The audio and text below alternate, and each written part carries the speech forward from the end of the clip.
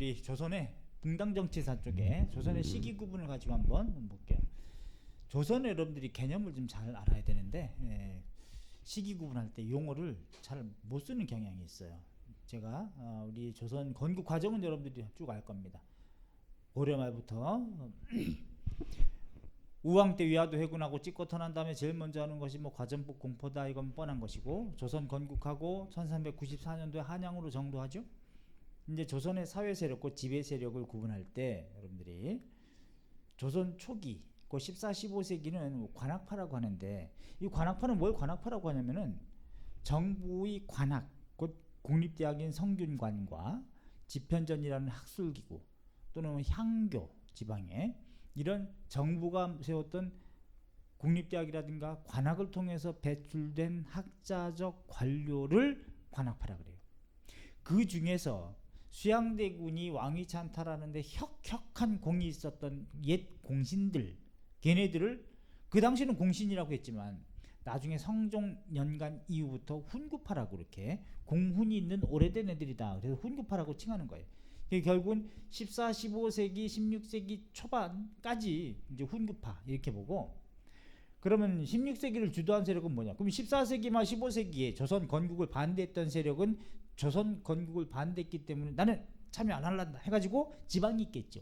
걔네도 우리가 사사로이 사제지간을 통해서 학맥이 계승됐기 때문에 사학파라고 한다고. 그럼 다 죽은 게 아니기 때문에 살아있는 애들은 16세기가 되면서 특히 성종년간에 많이 등용이 되면서 연산군 때부터 시작해서 사화를 겪죠. 무오사화, 갑자사화, 기묘사화, 을사사화. 그런 다음에 조선 왕조상 최초로 신하들에 의해서 폐위되고 또 즉위된 사람이 연산군과 중종입니다. 하기 때문에 중종 때부터는, 그 다음부터는 군주가 약해지고 신권이 강해지는 군약 신강, 이런 흐름이 나타난다고. 그래서 살인파가 많이 등용이 되는, 주도하는 그런 분위기다. 그래서 통상 15세기는 관학파, 훈구파, 16, 17세기 이제 살인파 이렇게 치는데, 그런데 사람들은 14, 15세기, 14세기에서 15세기를 거쳐서 16세기까지를, 곧 여기 외란인데 임진왜란이에요. 여기를 통상 근세라는 말로 써요. 조선 전기를 근세다. 전기를. 그런 다음에 여기는 근대 뭐 태동이다 이따구로 쓰는데, 태동이다, 이건 정말 잘못된 표현이에요. 왜 그러냐면 17세기 이후부터 이제 근대 태동이다 이렇게 부르는데, 개항 전까지 19세기 전반까지 근대 태동이래요. 그러면 역사는 이렇게 근세보다는 뭐 전기보다는 후기가 더 발전한다 이렇게 보고 있는데, 발전사관이라고 하는데, 그거를 그러면 이 임진왜란이라고 하는 것이 우리 역사를 발전시킨 계기가 돼버려요.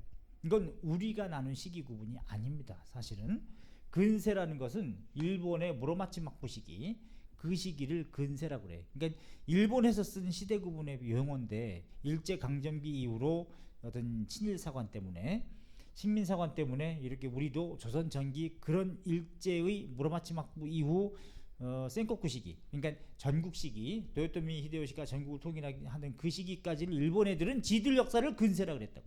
그러니까 우리도 그런 같은 시기를 근세라고 따랐었다면 이건 아주 잘못된 표현이다. 그러니까 선생들이 이렇게 써서는 안 된다는 거죠. 여전히 이제 봉건사회 재편기라고 이렇게 봐야 되는데, 왜냐하면 여기서 왕이 죽었습니까? 선조는 아직도 살아있어요. 선조가 1567년부터 1608년에 죽는 게 선조예요.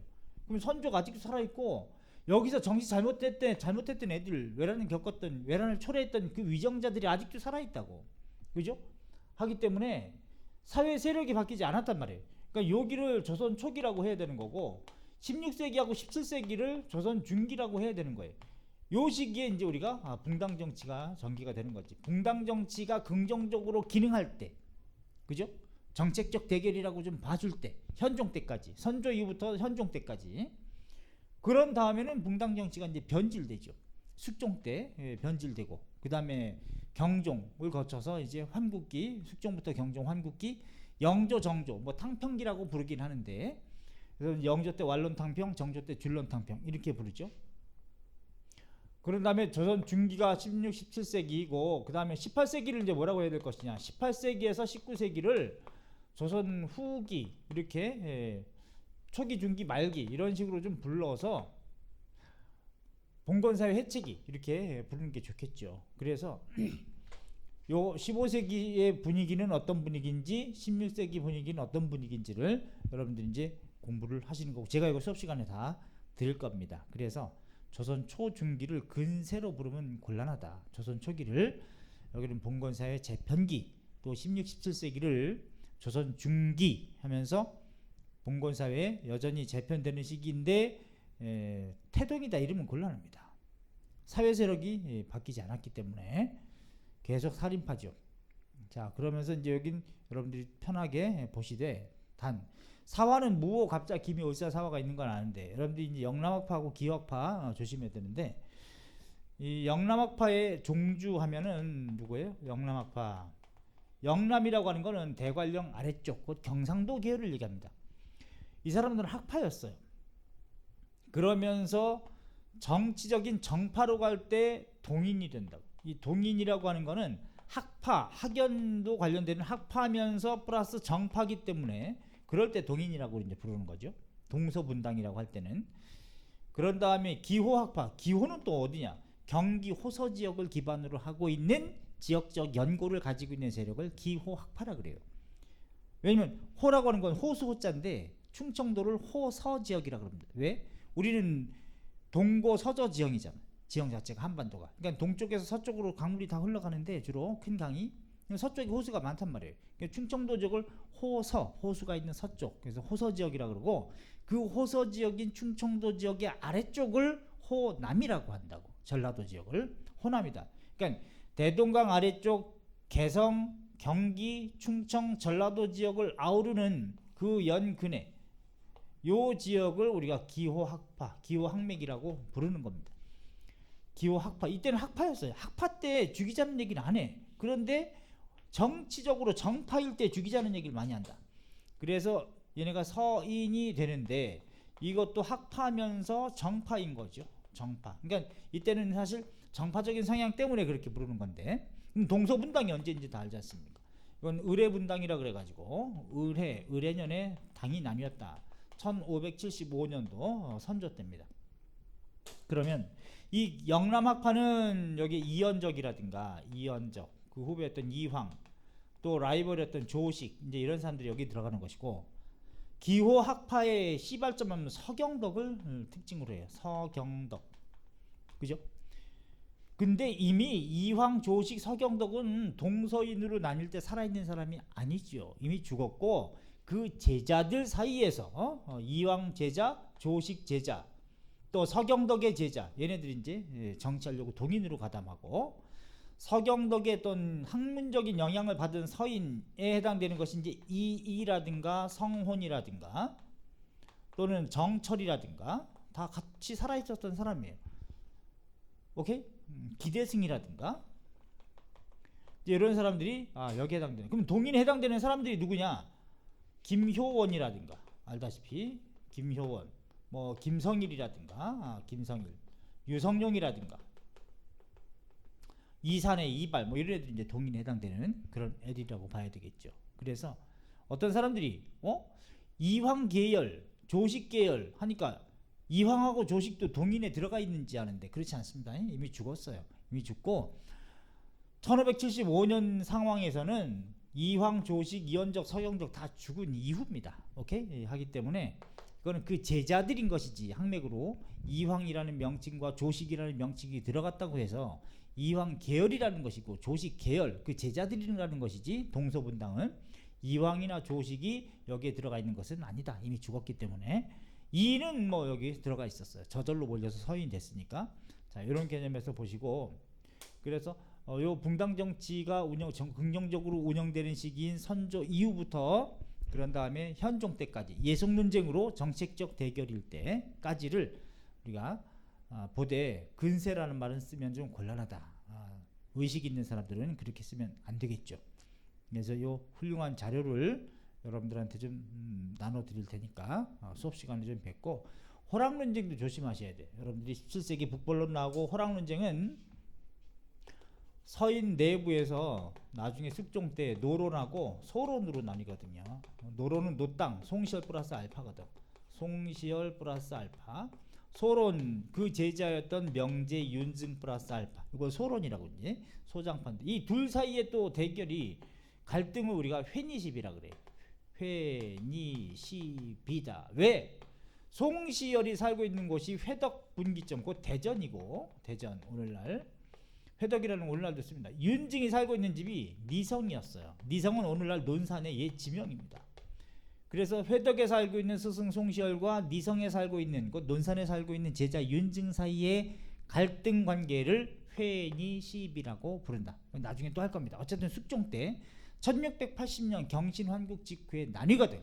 나뉘면서 서로 정치적으로 갈라서는데 뭐 감정적인 요인도 있지만 어쨌건 논외로 하고, 노론 내부에서 나중에 그 송시열의 제자 권상아의 제자 중에 한원진하고 이간 사이에 이게 호론하고 낙론하고 나뉘는 걸, 호서 지역을 기반으로 하고 있는 세력의 주장, 호론 낙론이라고 하는 건 서울의 동대문서부터 이화여대 부속병원 그 해화동까지 가는 그 나지막한 둔덕을 낙산이라 그랬어요. 그 근처에 살고 있는 서울 노론과 충청 노론 사이의 갈등을 호락 논쟁이라고 하는 건데, 이게 언제냐? 18세기입니다.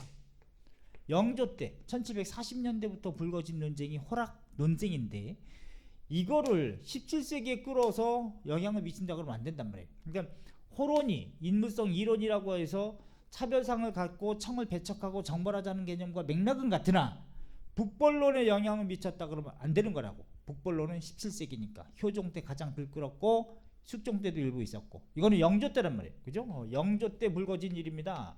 그냥 그 과거에 영향 미친다 그러면 안 되는 거죠. 맥락은 같은데, 북벌론과 맥락은 같은데 호론이 북벌론에 영향을 미쳤다 그러면 안 된다고. 그죠? 북벌론에, 이거는 17세기이기 때문에 그래요. 오케이?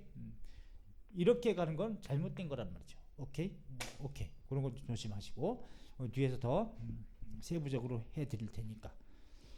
그 다음에 노론 서론은 뭐고, 요 내부에서 동인 내부에서 또 어떻게 나뉘어요? 북인과 남인으로 나뉘죠. 그러니까 동서분당과 남북분당 모두 선조 때 있었던 일입니다. 그 조심할 것은 정열이 무반 사건이 기축옥사인데, 기축옥사는 1589년입니다. 반면에 계축옥사가 또 뭔지 구분하셔야 돼. 계축옥사다. 이건 1614년도 광해군 때 살제, 곧 이복 동생인 영창대군을 살해하고, 이어서 1618년도 선조의 계비였던 인모왕후를 폐위시키고 서궁에 유폐시킨 것, 가택연금시킨 것, 이거 우리가 계축옥사라고 하는 겁니다. 그래서 기축옥사 하면은 뭘 떠올려? 정열이 목사 사건, 선조 때입니다. 계축옥사, 이거는 살제, 아우를 죽이고 폐모, 이거는 광해군 때 있었던 일이다. 오케이? 그런 것들을 좀 주의해서 기축옥사인지 계축옥사인지 그런 것들 조심하세요. 그래서 동서인 비교하고 나중에 붕당 정치가 이렇게 흘러갔다는 것, 정밀하게 해서 여러분들한테 좀 나눠드릴 테니까. 그런 다음에 효종 때는 인조 때는 광해군 때 이제 떠올려야 되는 것은 중립외교라든가 또 대동법 실시 시작이라든가 사고 정비라든가 동의보감 간행이라든가 이런 것들이 광해군의 업적으로 좀 봐주고, 인조반정으로 무너진 다음에 서인이 집권했지 않습니까? 서인이 반정 일으켰으니까 반정도 지들이 하는 얘기지, 돌이켜서 바로 잡았다 이런 뜻인데 지들이 바르지 않은 것 같아요. 서인이든 동인이든 제가 보기에는 조선 전기까지만 좀 의미가 있다. 조선 후기 임진왜란 이후는 사실은 붕당 정치가 서로 보복과 사사가 앞서기 때문에 큰 의미 없다. 사실 우리가 예속 논쟁도 정책적 대결 정도로 긍정적으로 봐서 그렇지 쌈박질이죠, 어떻게 보면. 그런 다음에 효종 때 서인이 집권하면서 기해족 때도 있었고, 현종 때 기해의 종과 곧 효종이 죽었을 때, 또 15년 뒤인 1674년도에 효종비 곧 현종 친엄마가 죽었을 때 갑인예송 때, 그 예송 논쟁 때 누가 어떤 복제를 몇 년서를 주장했는지 알아야 되고 세부적으로. 그런 다음에 숙종 때 경신환국, 기사환국, 또 경신환국, 갑술환국, 기사환국, 경신기사, 갑술환국, 병신처분, 정유독 때, 숙종 때 있었던 일련의 전국의 변화 요거 보고, 그 다음에 경종 때 신축옥사, 이민옥사, 그 다음에 4년 만에 경종 죽고, 여러분 경종도 간장게장 먹고 죽었다고 생각하는데 간장게장 먹고는 건강이 좋아졌어요. 굉장히 좋아졌어요. 밥도둑이다. 이건 밥도둑이구나 해가지고 잘 먹다가 간장게장 다음에 올렸던 생감차 먹고 혼절한 거지, 간장게장 먹고 맛간 게 아니야. 간장게장이 얼마나 훌륭한데 거기 이제 생감차를 복용한 다음에 혼절하고, 여기에 생감차 플러스 연인군세 이복동생 했던 연인군이고 영조가 되는 사람이 인삼차를 또 복용시키는 바람에 완전히 맛간 겁니다. 그래서 간장게장 먹고 그런 게 아니라 간장게장은 좋았는데 그 뒤에 생감차를 먹고 혼절했다. 그래서 간장게장과 생감차 사이에 그 사인 관계가, 이게 이제 미스터리 논란이 되는 거죠. 자, 이렇게 주요 붕당까지 제가 제공해 드릴 것이고, 성립기, 공존적 붕당기, 변질기, 또 탕평기, 영조와 정조의 업적과 그때 이제 이게 어렵죠, 여러분들이. 그죠? 많이 들어야 돼요. 역사는 계속 들어야 돼.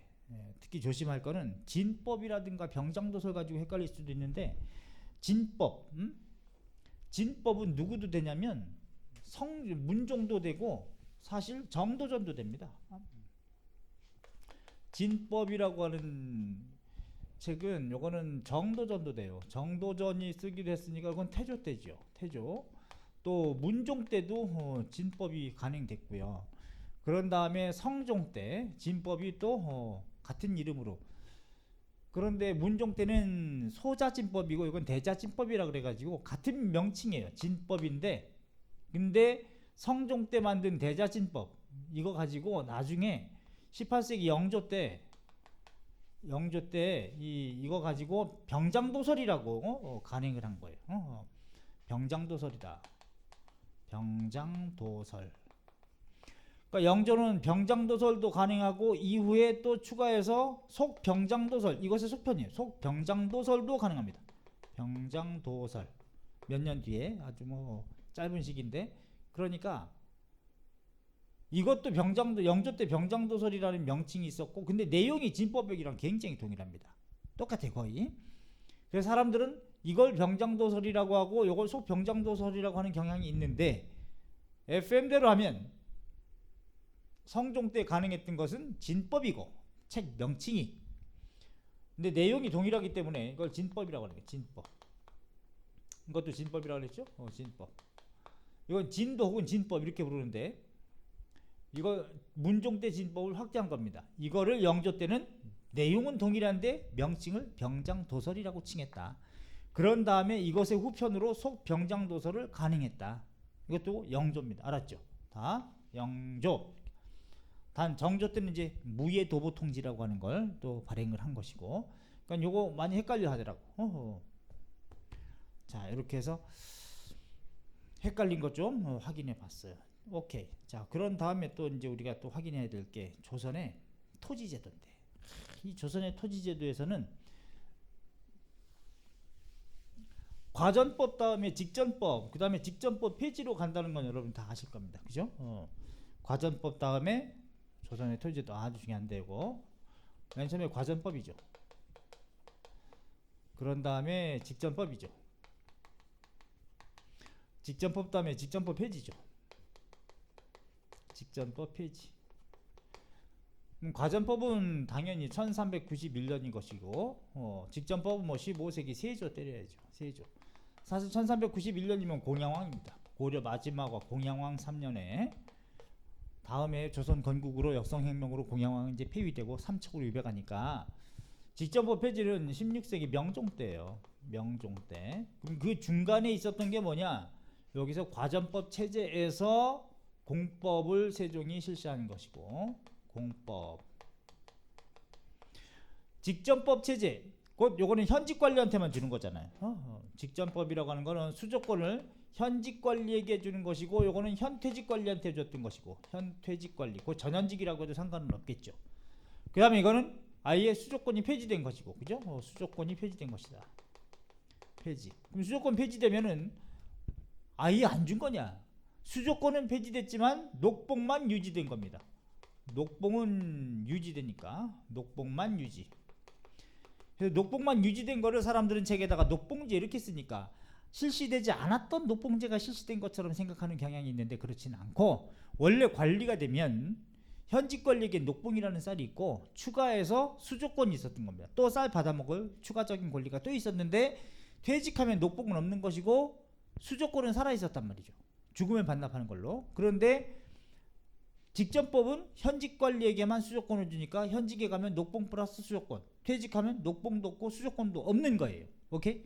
그러니까 이제 현직 관리 있는 경우에 퇴직 안 하려고 하겠죠. 언제 퇴직하려고 그랬어요? 관짜면 퇴직하려고 그럽니다. 그럼 현직에 연연하겠죠. 정치 관직이 돌지 않아 현직에 위세 가지고 대토지를 겸병하려고 그러겠죠. 대토지 겸병, 그러니까 훈교파의 대토지 겸병과 더불어서 그 밑에 것들도 부정과 비리가 심해지는 게 바로 직전법 실시의 폐단으로 나타난. 그래서 여기서 성종 때는 이거 안 되겠다. 수조권자인 전주가 직접 걷어가지 못하게 쌀을 국가가 걷어서 국가가 지급하는 방식으로 바꾸자. 이걸 성종은 관수 관급이다. 그지? 관에서 걷어서 관에서 지급하는 관급제.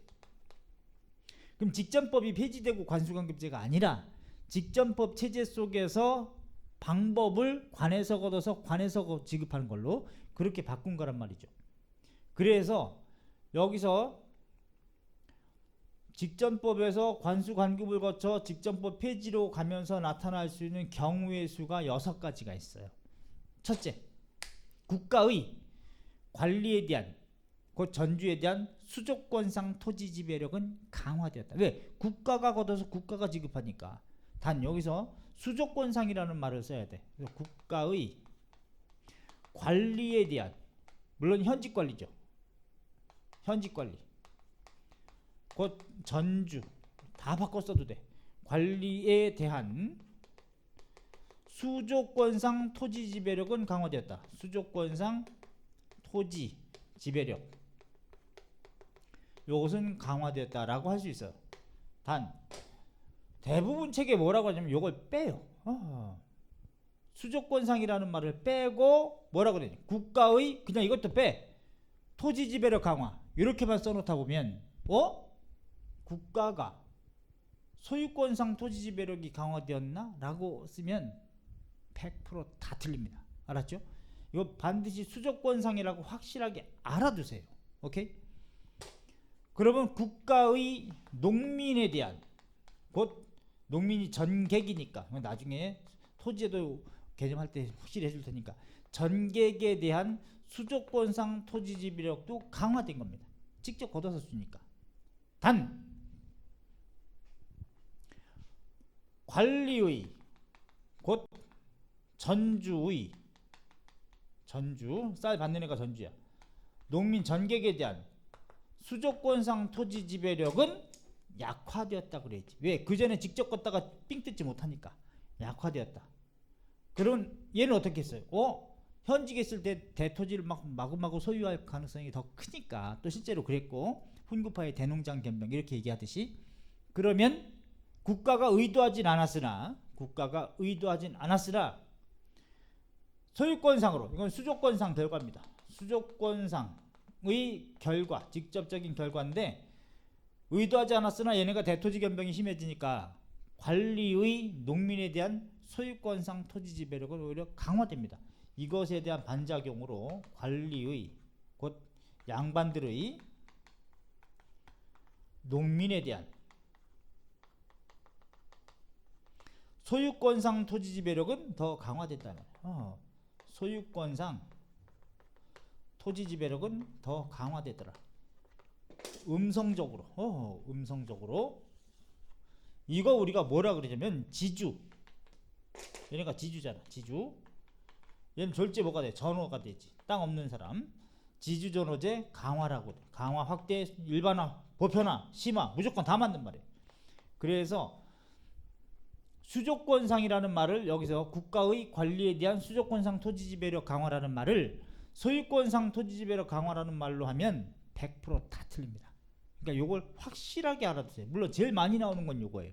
제일 의미 있는 건 요건데 살짝 응용해서 바꾸면 지금 제가 4가지 들어줬는데 가능하게 나올 수 있는 거 6가지 수업 시간에 다 얘기해 줄 테니까 이해하는 거, 이거 외우는 게 아니고. 알았죠? 그래서 그럼 우리 역사상 수조권은 폐지된 것이다. 그럼 수조권은 주다가 안 줬으니까 소유권에 입각한 지주전호제는 계속 확대될 것이다. 그래서 지주전호제가 약화되었다 안 되고 지주전호제는 1948년까지 강화되었다, 확대되었다, 보편화되었다, 일반화되었다, 심화되었다는 그 명제는 무조건 맞아요.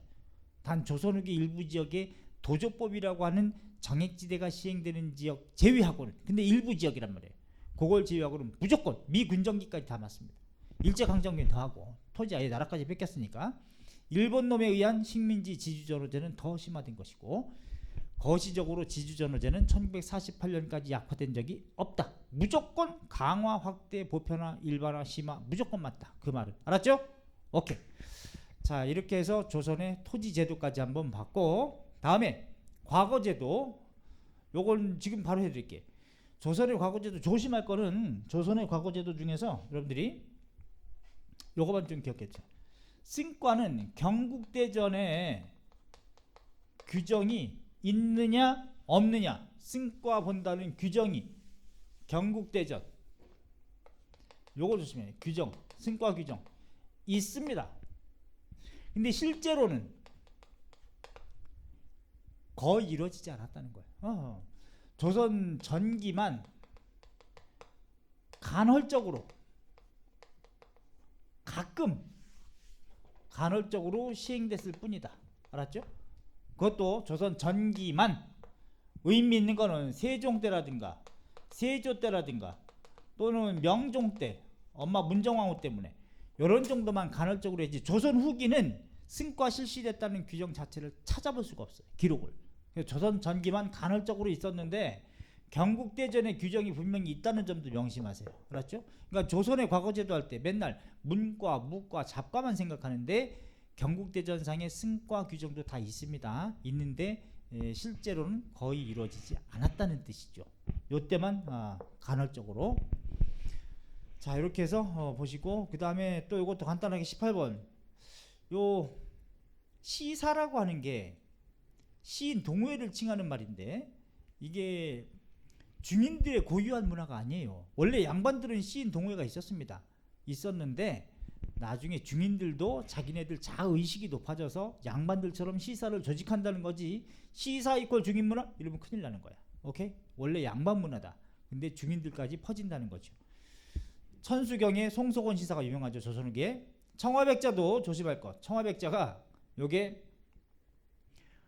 서민 문화가 아니에요. 원래는 18세기의 양반 문화입니다. 청화백자 한 점에 18세기의 청화백자가 미국에서 10여 년 전에 경매가가 50억이 넘습니다.